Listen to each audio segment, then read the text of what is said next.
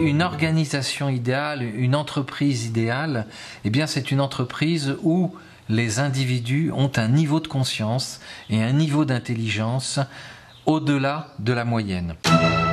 Plus je développe la culture, la conscience de mes employés, et plus mon organisation est performante. Une loi physique qui dit que la somme des individus au niveau de la conscience est beaucoup plus importante, beaucoup plus forte que le seul nombre des individus.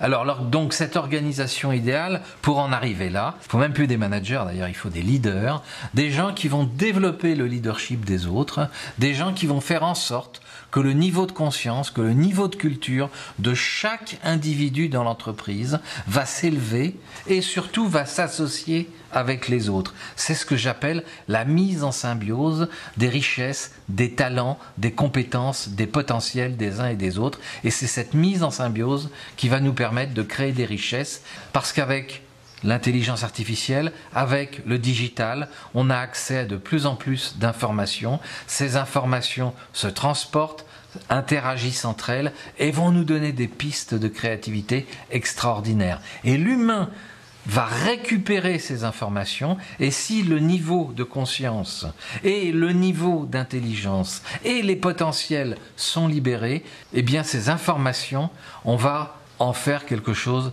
d'assez exceptionnel pour un monde nouveau et un monde meilleur, et j'y crois. Alors il y a des entreprises qui se posent la question, il y en a qui commencent à rentrer là-dedans. On continue.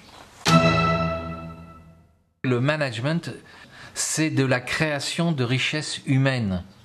Parce que plus l'individu va avoir un champ de conscience développé et va pouvoir polariser et traiter l'information grâce à la machine, eh bien plus il aura une capacité de décision intelligente qui sera forte. Voilà, donc la prise de décision va descendre dans les étages, car dites-vous bien que les individus sont intelligents, c'est simplement que la mécanique qui est employée à l'heure actuelle, cette espèce de taylorisme qui a tendance à considérer les individus avec dédain ou avec hauteur, eh bien fait qu'effectivement, ils ne donnent pas le meilleur d'eux-mêmes. Et tout ça, ça va s'inverser. La capacité de créativité et de réactivité va être telle que seuls ceux qui auront développé des compétences pourront survivre à ce monde nouveau. Or, tout le monde peut développer ses compétences. C'est ce que je fais dans mes séminaires.